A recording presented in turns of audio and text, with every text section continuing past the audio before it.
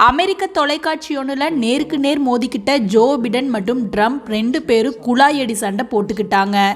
முதல்ல ஆரம்பிச்சது Joe Biden தான். ஏப்பா ட்ரம்ப், பப்ளிக் பிளேஸ்ல ஒரு லேடி கிட்ட சில்மிசம் செஞ்சுவன் நீ. உன்னோட ஒய்ஃப் பிரெக்னண்டா இருக்கும்போது ஆபாச பட நடிகையோட ஜல்சா செஞ்சு $100 கோடி பெனால்டி கட்ட நீ எப்படி அதிபராக முடியும்? தகுதியே இல்ல. ஓ, பெனால்டி கட்டி நான் மட்டும் தண்டனை பெற்றவனா? இறந்து போன உன்னோட மகன் மட்டும் ஒழுக்கமா?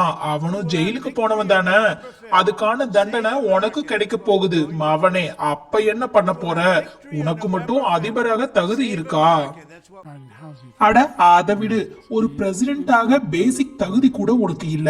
ஒரு டொமஸ்டிக் கண்ட்ரில நான் பழி வாங்கியே தீருவேன்னு சாதாரண சிட்டிசன் கூட சொல்ல மாட்டான். ஆனா நீ சொல்லிக்கிட்டு திரியிற. யாருக்கு? எனக்கு தகுதி இல்ல. குடியேற்ற கொள்கைன்னு ஒண்ணு கொண்டு வந்து பார்டரை எல்லாம் திறந்து விட்டுட்ட. கண்டவங்க எல்லாம் வந்து ஸ்டார் ஹோட்டல்ல தங்குறாங்க. ஆனா எக்ஸ் மிலிட்டரி பீப்புள்ஸ் தெருவுல கஷ்டப்படுறாங்க. உனக்கு மட்டும் தகுதி இருக்கா? ட்ரம்ப், நீ சொல்றது அண்ட பொய், எல்லாம் கற்பனை. மிலிட்டரி பீப்புள் முன்னாடி விட இப்போ நல்லா இருக்காங்க. முட்டாள் மாதிரி பேசாத. யாரு? நான் முட்டாளா? என்னோட ஆட்சியில நாடு விட்டு நாடு போய் பயங்கரவாதிகளையே கொன்னோம்.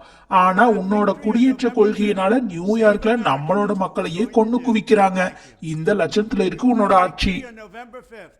இந்த மாதிரி 2 பேரும் கொலையடி சண்டை போட்டுக்கிறதுக்கு முக்கியமான காரணம் கம்மிங் நவம்பர்ல அமெரிக்கன் பிரசிடென்ட் எலெக்ஷன் வரப்போகுது. அதுதான்.